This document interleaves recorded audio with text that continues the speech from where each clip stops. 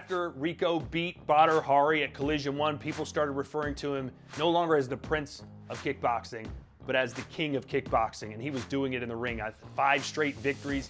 Some complain that Rico's not a closer. He's not a finisher. An overhand right, and another one. Oh, Sadiq against the ropes. He hadn't lost in glory since 2012. I mean, the guy was untouchable. The pound-for-pound king, no doubt about it. In the 5th round, is he gonna get it? Sadiq was out. Sadiq is on his feet. It's over. It's over. Every time Rico won, that question of still, Badr Hari, what if he didn't get injured, you know? Badr was doing well. We want to see more of that fight. He still wasn't getting the satisfaction from the fans that he was the king, he was the best. Rico still had to kind of show at that point that he could beat Badr Hari and take that position as king. Who would like to see Rico versus Badr? Badr, pick your gloves up and get your ass back in the gym, because I'm waiting for you, baby. Let's go! So after Collision 1, Badr only had one fight after that, a fight that he won. His supporters certainly thought if Badr gets another crack at Rico, he's going to beat him this time. I think there's another rematch coming up, I think. Like I don't lose rematches, my friend. If you give me a second chance, I beat you up. So basically, after the controversy of the first Collision, fans were just wanting to see it again. I still think the demand for this fight was massive because the first fight wasn't satisfying for the fans. We wanted a definite winner. We wanted to know who was the best, but we didn't get that from the first fight. After 3 years, the fight just couldn't get made, and finally Rico, from what I understand, gave Glory an ultimatum and said, look, do not book me another fight. I'm not fighting again anywhere in the world unless my opponent is Badr Hari. And one of the things in trying to put together these big fights, of course, is getting the fighters in position to fight. And that only doesn't mean physically, but contractually. This is a business, and the fighters have a business interest in this, and we're always looking to work with them. And part of getting Collision 2 to happen when it happened was we had to get all of these things figured out so that we could make the fight. And when that fight comes together the way it comes together and all the anticipation, it ends up becoming one of those memorable, really promotion-defining, fighter-defining events, and that's what we were able to do. They reached out to Badr, and of course the Badr army at this point is turning on Badr, saying, look, you gotta fight this guy, and you gotta beat this guy. So they both were basically forced by external pressure to do it again, and here we go, this time in Holland. Yeah, when we were anticipating delivering this event, we knew we needed a venue bigger than Oberhausen. Oberhausen is about 15 or so thousand. We thought we could sell 30 or more thousand tickets for this event. It was going to be the end of the year. Obviously the weather dictates that it's indoors. And so once you get to that level of an audience, you're looking for a stadium, an indoor stadium. With the team that was operating in the Netherlands, they identified the GelreDome. You get to an arena where you start putting more than 15,000 in. We knew we had something, and when you start eclipsing 20,000 and 30,000, you're now in rare air. 30,000 fans, it sold out in minutes. I mean, this was the sporting event. I know they love football, they love their national team, they love Ajax, they love Feyenoord. It did not get any bigger than this fight. There's a real subtlety to like, when is it right to do a big press event versus not a big press event, and you, certainly in our business, you want to be smart about how you build these up. This event was screaming for a big press event. Please welcome Badr Hari!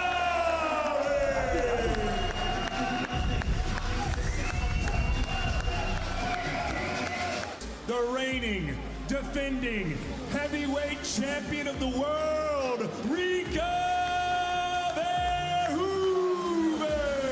So for the buildup of Collision 2, it was completely different than the first Collision, where Rico was almost respectful towards Badr and almost seemed to like, you know, be in awe of his hero a little bit. For this one, Rico came out, hey, I'm the badass. I already beat this guy once.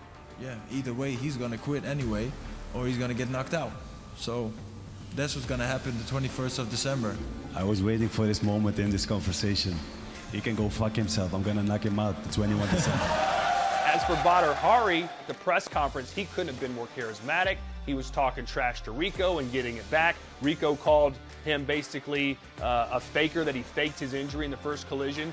Badr basically dropped an F-bomb on him and said, "I'm going to knock you out, you actor." See, we're gonna see that. You said that last time. You said that last time, and what happened after you missed a few times? You're like, oh, now you want to speak Dutch you want to speak Dutch. You want to speak Dutch because you can't be speaking English. Rico was challenging Badr Hari verbally at that press conference. He was being the verbal bully, not Badr, and Badr lost the plot for a minute and slammed his hand on the table. It kind of shocked me.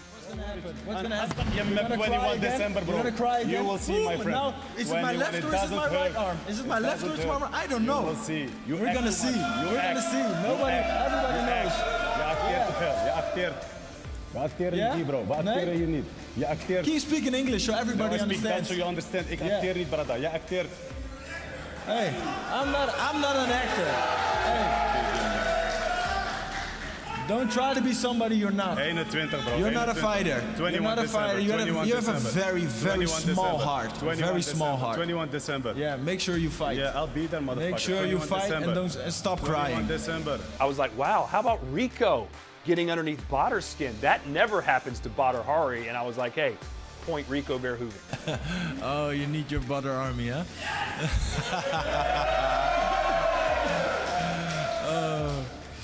You should be happy with the Badr army. They're the only one buying tickets and coming to see you, bro. Yeah, you think so? They give you money, bro. You should be happy, bro. I know so. They pay tickets, bro. They buy tickets. Let's check the glory stats. Let's check the glory stats. Hey, who sells more tickets, you or me? Oh man. You probably paid for all of them. Yeah, I do. Yeah. I make enough money to pay for all of them. You're gonna send them to the ring again? Yeah, they come. Yeah, you're gonna send them to the ring again? You come or not? Yeah, you need that. You need a Badr army. I'm a one-man army, baby. Let's go. I think the press conference confirmed in your mind that we're going to have a hell of an event. I remember the feeling of doing the face-off. You could feel that these two did not like each other and there was business to settle. And when you get that moment, you feel optimistic that if we don't sell another ticket, it won't even matter. It just gives you, I guess, confidence and reassurance that you've got magic. Collision 2 inside the GelreDome. I mean, the place was jumping. We will determine who the best of the best is tonight. I bet you everybody in this arena has waited 3 years for this fight. They're gonna see fireworks. This is gonna be an amazing fight. Any words for your Badr army? Be ready. I mean, the two biggest kickboxers in the world, the two most popular, squaring off for the second time. So I think the atmosphere, the table was set, there was history, there's a lot of legacy on the line between both of them. And man, when Badr Hari made his walk, I've never had chill bumps like that in my life. Badr Hari, born in the Netherlands, but he is Moroccan, 106 wins, only 13 losses, and look at the men he has knocked out. Yeah, he's knocked out some of the best kickboxers of all time, but what makes Badr Hari so dangerous is that knockout power that he has. And I remember having to take a few deep breaths just to kind of calm myself down. And Joe Valtellini kind of put his arm around me. He's like, "You okay there, buddy? You gonna be able to call this fight?" And I said, "Yeah, I'm gonna be fine." But it was that sort of emotion that was flowing through my body as Badr Hari made the walk. As for his opponent, the king of kickboxing, I mean, just look at the statistics. He hasn't lost in glory in nearly 7 years, ladies and gentlemen, over 2,500 days. And what makes Rico so talented is his ability to stick to strong basics. So there's this giant long walkway, and the whole crowd knows what Rico does when he makes his entrance. And man, when his music dropped and he sprinted to the ring, and we had the beautiful shots from above and the drone shots and the swoop cameras, I mean, it looked chef's kiss. So when the Collision 2 fight started, it was Badr Hari this time a little bit more active. In the first fight, he was more using his jab, sticking and moving, but we saw him opening up a lot earlier this time, and he actually knocked down Rico in the first round, which got everyone going crazy. Rico.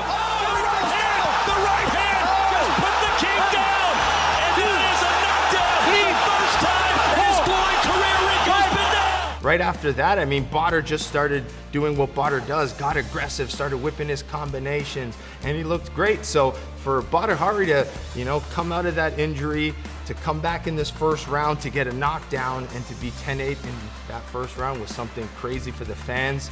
But also, we also saw moments where Rico was rocked, but he pops right back up. It was never Rico Verhoeven kind of stumbling around, moving. Rico continued to progress forward, which made round 2 something even more crazy. Rico Verhoeven started gaining momentum again. This is not typical. Rico, look at the jump to the right hand, and the king of kickboxing comes fighting back. He got caught again, and now Badr opening up. He just exchanged some of the hardest shots I've ever seen. So Rico Verhoeven has one of the highest in-ring IQs of any kickboxer of all time. The guy just doesn't make mistakes. And if he has fighters in trouble, sometimes he doesn't go after them because he doesn't take a lot of risks. And Rico Verhoeven, for whatever reason, just hadn't been that kind of fighter until Collision 2. Fight! This is everything we could have asked for. Who is this Rico Verhoeven? We've never seen him fight like this. I've never seen him open up like that. That night, he became a different version of himself, a version of himself that thought, this will not go to the judges no matter what. I mean, they were just whipping back and forth, and just the sound of those exchanges, I knew somebody was gonna get knocked out. Round 3 comes down.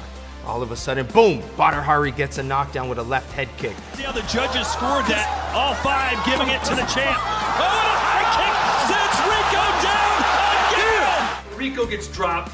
I immediately just, I'm just trying to find my words, what I'm gonna say. I look over at Joe, and Joe's eyes are as big as saucers because he had glanced down at a note for a second and looked up, and he sees Rico Verhoeven on the canvas. See how the judges scored that, all 5 giving it to the champ. Oh, and a high kick sends Rico down again! So again, that exciting moment. Badr's winning, thinking he's dominating. Rico comes back. Rico gets dropped again in that 3rd round, and then Rico pops up again, starts pressuring, and then with that pressure, I believe Badr throws a kick, hits the canvas, injures himself.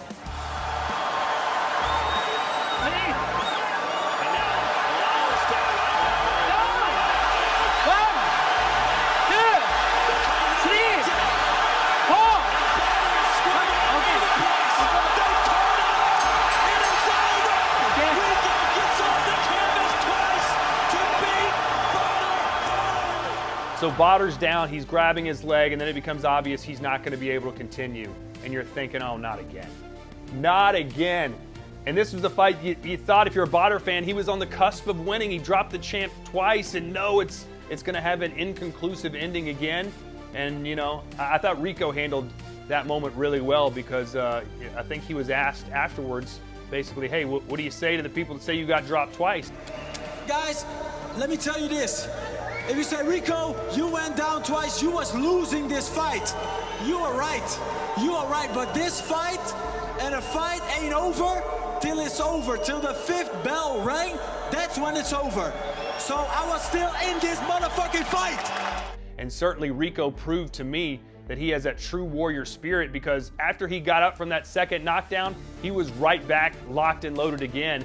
And, I'm not going to say Rico would have gone on to win that fight definitively, but I wouldn't have doubted it. If that fight had continued on, I think Rico was going to show us even more of what he was made of. These fights with Badr Hari brought out a rivalry, brought out, a side of Rico, and especially the 2nd fight showing his toughness, his ability to get knocked down, come back up. And I think Rico started gaining a lot more fans after that fight. Already popular, but that just took him to the next level. Even though that was an unfortunate way to end that fight, turns out that event was the 2nd most viewed sporting event in the Netherlands other than a World Cup fight. Over 50% of the television watching audience was watching our event in the Netherlands.